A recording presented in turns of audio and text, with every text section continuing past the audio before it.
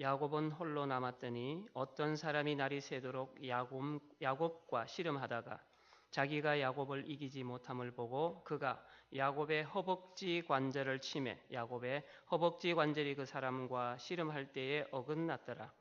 그가 이르되 날이 세려하니 나로 가게 하라. 야곱이 이르되 당신이 내게 축복하지 아니하면 가게 하지 아니하겠나이다. 그 사람이 그에게 이르되 내 이름이 무엇이냐? 그가 이르되 야곱이니이다. 그가 이르되 내 이름을 다시는 야곱이라 부를 것이 아니요 이스라엘이라 부를 것이니 이는 내가 하나님과 및 사람들과 겨루어 이겼음이니라. 야곱이 청하여 이르되 당신의 이름을 알려주소서. 그 사람이 이르되 어찌하여 내 이름을 묻느냐 하고 거기서 야곱에게 축복한지라. 그러므로 야곱이 그곳 이름을 브니엘이라 하였으니 그가 이르기를 내가 하나님과 대면하여 보았으나 내 생명이 보존되었다 함이더라. 그가 브니엘을 지날 때에 해가 돋았고 그의 허벅다리로 말미암아 절었더라.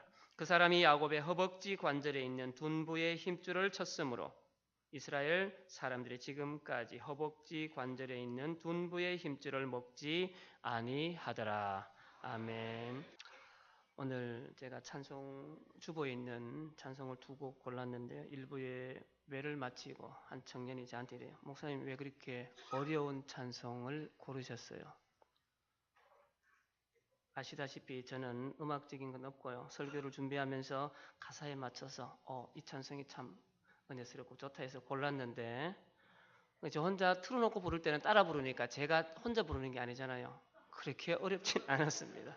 그런데 일부 예배에 우리 몇 분 좀 적은 인원이 모여서 부르다 보니까 참 힘이 들더라고요. 저도. 근데 지금 2부 예배를 드리는데요. 찬양단이 있고 그리고 우리 성도님들이 가득 차니까 제가 힘이 들지 않아요. 하나님의 찬양은 전혀 힘이 들지 않습니다. 이게 우리의 고백이 되면 좋겠습니다. 어려운 찬양은 없습니다. 그죠? 잘 안 불러봤을 뿐이지 어려운 찬양은 없습니다. 자, 오늘 본문은 야곱이 외삼촌 라반의 집이 있는 밧단 아람을 떠나서 자신의 고향인 부엘세바로 귀향하는 이야기입니다. 야곱은 20년 전 형으로부터 장자권을 빼앗은 후에 형에게 돌아갈 축복까지 빼앗습니다. 이로 인해서 에서는 이를 갈고 야곱은 어머니의 권유에 따라서 외삼촌 라반의 집으로 피신했었는데 피신한 지 20년 만에 그리운 고향으로 돌아가게 된 것입니다. 혈혈단신으로 혼자 피신했던 야곱이 많은 식솔과 재산을 모아서 돌아가고 있습니다.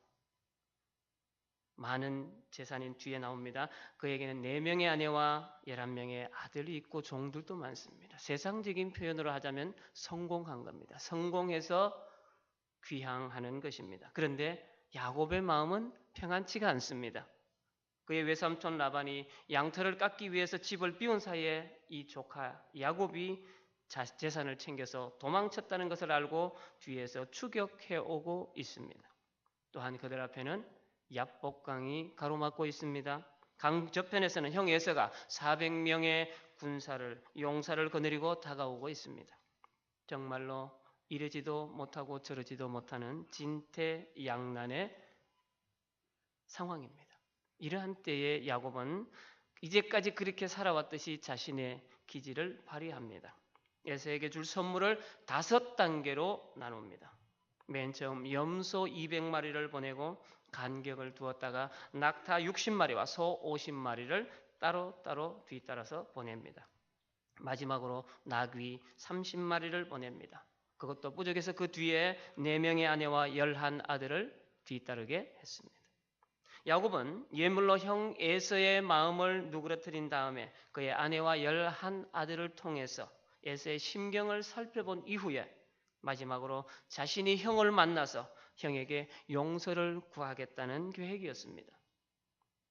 여차할 경우에는 혼자라도 도망가겠다 이런 마음을 가지고 있었던 것입니다. 이쯤 되면 이 야곱이라는 사람이 얼마나 약삭빠르고 빈틈없는 인물인가를 우리가 알 수 있습니다. 4명의 아내, 11명의 아들까지도 야복나루를 건너가게 한 이후에 그곳에는 야곱 홀로 남았습니다. 이때의 심경을 창세기 32장 7절에서는 이렇게 기록합니다. 야곱이 심히 두렵고 답답하여 자기와 함께한 종자와 양과 소와 약대를 두 떼로 나누고 11절에서는 주께 간구하오니 내 형의 손에서 에서의 손에서 나를 건져내시옵소서. 내가 그를 두려워하오면 그가 와서 나와 내 처자들을 칠까 겁냄이니이다. 그리고 24절에서는 오늘 본문의 시작으로 이렇게 표현합니다. 야곱은 홀로 남았더니 어떤 사람이 날이 새도록 야곱과 씨름하다가 이 말씀을 통해서 그의 절박한 심경과 고독감을 나타내고 있습니다. 바로 이러한 때에 야곱은 하나님을 만나게 됩니다. 우리가 언제 하나님을 만나느냐? 이 중심을 가지고 오늘 말씀을 한번 나눠보도록 하겠습니다. 우리가 하나님을 만날 때, 하나님을 만날 수 있는 방법, 첫 번째는 우리가 혼자 있을 때 하나님을 만납니다. 여러분, 죽음 앞에서 재산이 무슨 소용이 있습니까? 죽음 앞에서 가족이 무슨 의미가 있습니까? 또한 그 많은 재산도 사랑스러운 자식들도 목숨 걸고 사랑했던 아내마저도 아무런 소용이 없었습니다. 앞만 보고 달려왔던 야곱입니다. 사랑하는 아내 라헬을 얻기 위해서 14년간을 종살이했던 야곱입니다. 재산을 모으기 위해 그토록 무더운 사막의 날씨, 그토록 추웠던 밤의 사막의 날씨를 견디며 눈붙일 겨를도 없이 살아왔던 야곱입니다. 그런데 죽음의 공포 앞에서 그 모든 것이 아무런 도움이 되지 못한다는 것을 깨닫게 됩니다. 그때 어떤 사람이 나타나 야곱에게 씨름을 걸어옵니다. 여러분, 씨름이 어떤 것인지 아시죠? 우리나라 씨름처럼 삿발을 잡고 아주 간단하게 하는 것이 아니라 레슬링 하듯이 하는 것을 말합니다. 우리가 전쟁 영화를 보면 총 갖고 서로 싸웁니다. 총알이 다 떨어지면 어떻게 합니까? 총을 들거나 칼을 들고 직접 대면해서 싸웁니다. 육박전이라고 하죠. 육박전은 어떻게 싸웁니까? 내가 상대방을 죽이거나 내가 죽든가 둘 중에 하나입니다. 어떻게 싸워야 되겠습니까? 신사적으로 싸웁니까? 눈에 보이는 것이 없을 정도로 싸웁니다. 오늘 야곱이 이 어떤 사람과 했던 씨름이 바로 그러한 싸움입니다. 당신이 죽든가 내가 죽든가 둘 중에 하나다라는 것이 바로 이 씨름이라는 단어에 포함되어 있는 뜻입니다. 그런데 우리는 이 씨름을 누가 했느냐라는 것에 주목할 필요가 있습니다. 우리가 알고 있듯이 야곱이라고 알고 있습니다. 야곱이 죽게 되니까 하나님께 살려달라고 매달렸다고 생각해 왔습니다. 뒤에서는 외삼촌이 따라오고 앞에서는 형 에서가 기다리고 내가 정말 갈 곳도 없고 아무것도 할 것이 없기 때문에 내가 하나님 붙들고 내가 사정해 보겠습니다. 우리가 이렇게 이해하고 있습니다. 그리고 하나님께서는 이러한 야곱의 간청에 못 이겨서 할 수 없이 그를 축복해 주었고 그를 구원해 주셨다는 말씀으로 이해했습니다. 24절을 한번 보면 이것이 조금 다르다는 것을 우리가 깨달을 수 있습니다. 야곱은 홀로 남았더니 그 다음에 어떤 사람이 날이 새도록 야곱과 씨름하다가 야곱이 주어가 아닙니다. 어떤 사람이 주어로 나타나고 있습니다. 어떤 사람이 야곱에게 씨름을 청한 것입니다. 그러면 그 어떤 사람이 누구이고 어째서 야곱에게 씨름을 신청한 것일까요?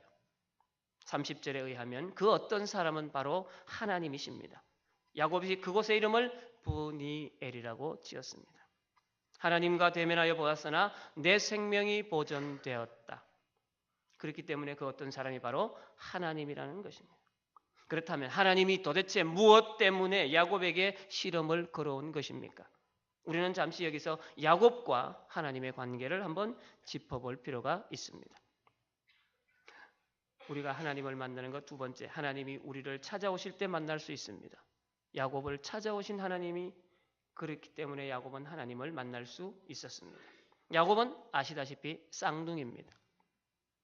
야곱과 에서는 뱃속에서부터 열심히 싸웠습니다. 뱃속에서부터 싸우는 이 두 아이를 붙들고 리브가는 하나님 앞에 묻습니다. 그러자 하나님께서는 두 국민이 내 태중에 있구나. 네 뱃속에 쌍둥이가 있다라고 말씀하시고 두 민족이 복중에서 네 태에서 나누이리라. 이 족속이 저 족속보다 강하겠고 큰 자가 어린 자를 섬기리라 이렇게 말씀하셨습니다.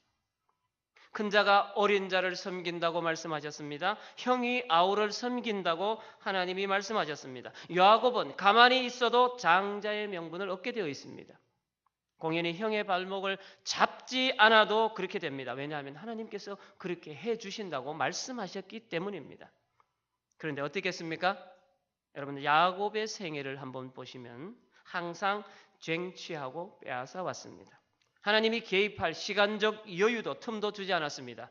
형이 배고픈 틈을 타서 팥죽을 끓여놓고 장자의 명분을 빼앗았습니다. 형이 사냥을 나간 틈을 이용해서 아버지로부터 장자의 축복을 가로챘습니다. 라헬을 아내로 맞이하기 위해서는 14년 동안 외삼촌 집에서 머슴살이도 마다하지 않았습니다. 삼촌을 속여 재산을 가로채기도 했습니다. 이처럼 야곱의 삶이란 모든 것을 쟁취하고 싸움을 통해 얻는 결과물이었습니다. 창세기 31장 42절에 보면 야곱은 그 결과물이 하나님의 은혜라고 말합니다. 우리 아버지의 하나님, 아브라함의 하나님, 이삭의 경외하는 이가 나와 함께 계시지 아니하셨다면 외삼촌께서 이제 나를 공수로 돌려 보내셨으리다마는 하나님이 나의 고난과 내 손의 수고를 돌아보시고 어젯밤에 외삼촌을 책망하셨나이다. 자기가 지금 가진 것이 하나님의 은혜라고 지금 말하고 있는 것입니다. 외삼촌은 내게 10번이나 품삯을 주지 않으려고 나를 속였지만 나의 하나님은 이 많은 재산을 모으게 하셨습니다. 쟁취하고 싸워서 얻은 삶이고 그 결과물이지만 그 모든 것을 하나님이 감찰하셔서 하나님이 나를 돌보셔서 얻게 되었고 삼촌이 내게 10번이나 품삯을 주지 않으려고 속였으나 하나님이 이 많은 재산을 모아주셨다라고 고백하고 있는 것입니다.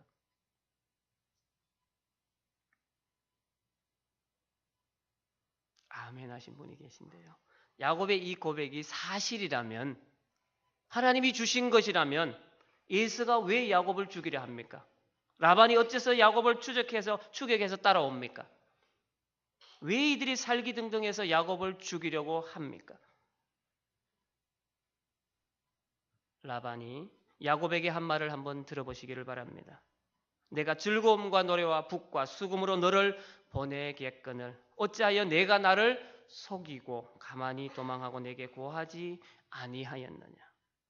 내가 박수치면서 너를 보내줄 텐데 왜 나를 속이고 야밤에 도망쳤느냐. 결국 라반의 추격도 에서의 공격도 야곱이 뿌려놓은 씨의 결과물입니다. 하나님이 개입할 틈도 주지 않고 그 모든 일을 결정하고 그 모든 일을 처리한 다음에 하나님이 하셨습니다. 이렇게 고백하고 있는 것입니다. 그러기에 일이 순리대로 술술 풀리는 것이 아니라 꼬이기만 하는 것입니다. 에서의 경우도 그렇고 라헬의 경우도 그렇고 라반의 경우도 마찬가지입니다. 한 번도 평탄하게 이루어진 적이 없는 것이 야곱의 삶이었습니다. 언제나 문제가 발생하고 얽히기만 한 것입니다. 쌍둥이 형 에서와의 사이는 형제가 원수로 돌변했고 야헬의 경우에는 7년이나 죽도록 머슴살이를 했으나 그것도 모자라 7년을 더해야 했습니다. 라반에게는 10번이나 그 노임을 속임을 당했습니다. 이렇게 되는 것이 그 원인이 무엇일까요? 그 이유는 간단합니다. 모든 것이 자기 임의대로 해결하려는데 그 원인이 있습니다. 그런데도 야곱은 하나님을 원망하고 있습니다. 자기 탓인데 자기 잘못인데 하나님을 향해서 원망합니다. 32장 9절과 12절을 읽어보면 야곱이 하나님을 향해서 원망하고 한탄하는 내용이 나옵니다. 내게 고향으로 내려가라고 하신 분도 하나님이시고 내 후손을 바다에 모래알같이 많게 번성하게 하시겠다고 하신 분도 하나님이시니 하나님이 내 생명을 보장하라는 것입니다. 하나님이 내 생명 책임지라는 겁니다. 물에 빠진 놈 건져주니까 뭐 달라 그럽니까? 보따리만 내놓으라면 다행이게요. 보상금도 달라고 합니다. 요즘은. 지금 야곱의 입장이 그렇습니다. 어찌 보면 이러한 대목이 야곱으로 하여금 굉장히 신앙이 좋고 우리의 기도할 때 그렇습니다. 내가 하다 안 되면 어떡합니까? 하나님 앞에 와서 울며 불며 매달립니다. 내 하나님 그렇게 내 하나님 앞에서 예배 잘 드리고 하나님 앞에 봉사 잘하고 그렇게 기도 열심히 했는데 왜 이 모양입니까? 라고 따지지 않습니까? 야곱과 다르지 않습니다. 그런 사람들을 절대로 부러워하실 필요는 없습니다. 여러분들, 저도 예수를 믿는다라고 하고 여러분들도 예수를 믿는다라고 고백합니다. 맞죠? 예수님을 믿습니까? 자, 예수님을 믿는데 우리가 고백해야 될 게 두 가지가 있습니다. 예수께서 진정 나의 하나님, 나의 구세주가 되신다는 것 하나, 또는 예수 그리스도가 나의 주인이 되신다는 것 둘. 이렇게 두 가지는 내가 예수님을 믿는다고 할 때 동시에 고백되어져야 할 것입니다. 예수를 나의 구주로 영접하는 것뿐만이 아니라 그분을 내 인생의 주인으로 모셔야 합니다. 하나님이 나를 구원하셨을 뿐만 아니라 나의 주인 되셔서 내 모든 것을 주관하실 수 있도록 내어드리는 것입니다. 하나님의 구원과 하나님의 역사, 하나님의 섭리에 대해서 누구보다도 잘 아는 야곱이었지만 단 한 번도 하나님은 야곱의 주인이 되시지 못했습니다. 언제나 야곱 자신이 처리했고 하나님은 그 뒤편에서 그가 선택하고 결정하고 저질러 놓은 일들을 뒤따라가면서 뒤치다꺼리만 하신 것이 이제까지의 하나님의 몫이었습니다. 그러나 지금 야복 강변에서 하나님께서 야곱에게 다가오셔서 씨름을 거신 겁니다. 결판 내자. 더 이상은 안 된다. 결판 내자. 이렇게 하나님이 찾아오신 겁니다. 야곱에게 항복을 받아내시겠다는 겁니다. 지금까지 네 맘대로 살고 네 계획대로 살아왔으나 이제부터는 내가 너를 장악하고 내가 너를 지배하겠다라고 선포하신 것입니다. 하나님의 입장에서 보면 나는 이미 너를 택했고 너를 사랑한다. 내가 원하는 대로 너를 끌고 가겠다는 것입니다. 그런데 야곱이 어떻습니까? 야곱이 왜 하나님하고 씨름합니까? 싫습니다. 나는 내대로 살겠습니다. 야곱이 승복하지 않습니다. 자기를 포기하지 않고 버리지 않습니다. 내 살아온 삶의 방식을 버리지 않겠다는 것입니다. 그의 꺾이지 않는 고집, 하나님은 그의 엉덩이뼈 칩니다.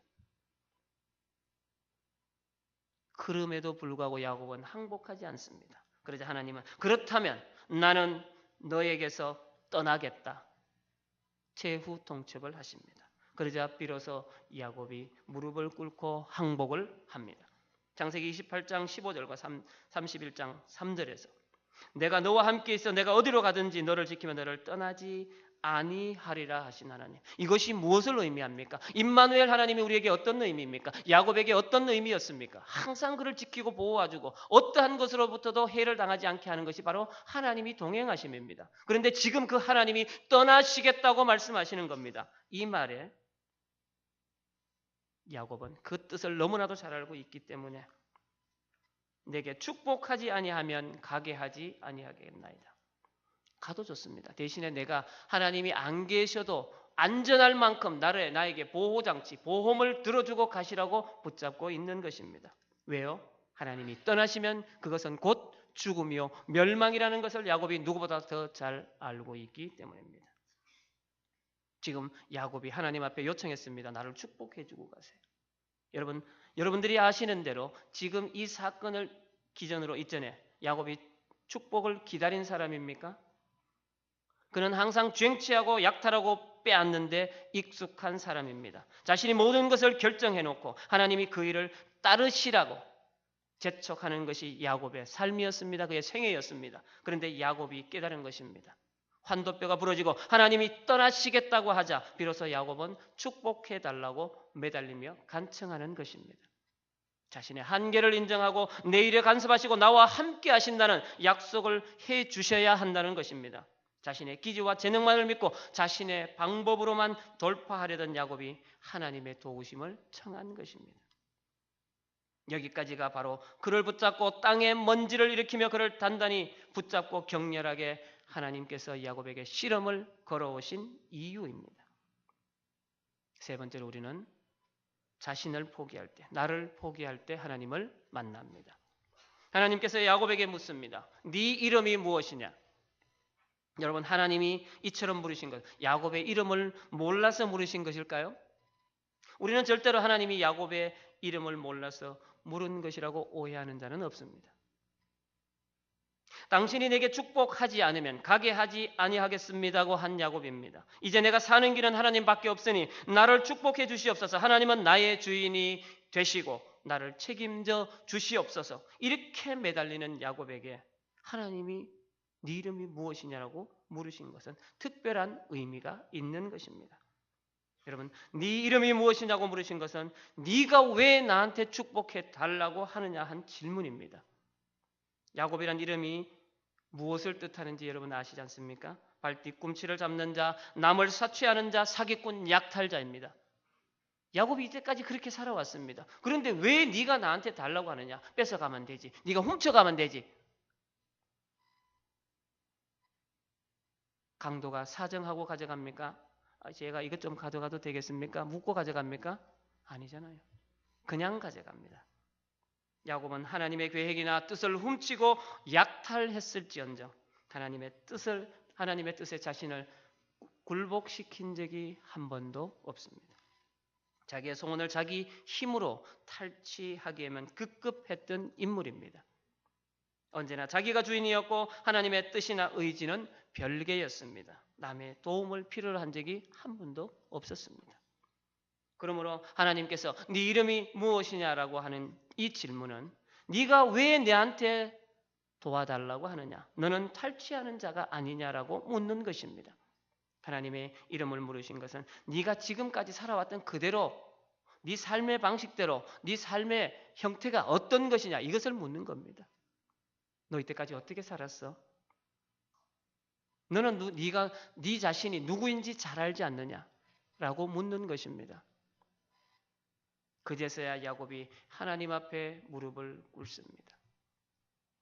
그리고 자신은 야곱입니다. 나는 탈취하는 자입니다. 약탈자입니다. 남의 발뒤꿈치를 잡는 자입니다라고 실토합니다.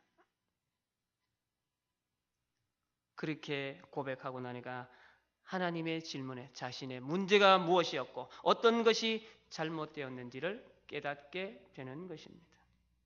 야곱이라는 말 속에는 나는 지금까지 남의 약점만 잡고 살아왔던 사람입니다. 그러나 지금은 내가 씨름하고 있는 환도뼈가 부러져도 내가 당신을 꼭 붙잡고 있는 이유, 지금은 내게도 하나님의 축복이 필요합니다. 하나님이 나를 다스려 주시고 나의 주인이 되어 주시옵소서라고 고백하고 간청하고 있는 것입니다. 여러분, 하나님이 야곱을 여기까지 인도하시는데 얼마나 힘드셨을까요? 저는 제 자신의 삶을 오래 살지는 않았습니다. 죄송합니다. 이 젊은 사람이 여러분들의 삶이라 그래서 제가 살아오면서 하나님이 저를 돌아보시면서 얼마나 안타까우셨을까? 얼마나 힘이 드셨을까? 저나 야곱이나 별다르지 않습니다. 그렇기 때문에 저는 야곱이 설교를 준비하면서 제 삶을 한번 돌아봤습니다. 얼마나 오랜 시간 동안을 야곱보다 더하게 야곱처럼 살아왔는가를 한번 돌아봤습니다. 숱한 시련과 고난 속에 살아와야 했고 환도뼈가 부러지고 나서야 깨달은 것이 바로 나는 야곱입니다라는 그 고백입니다.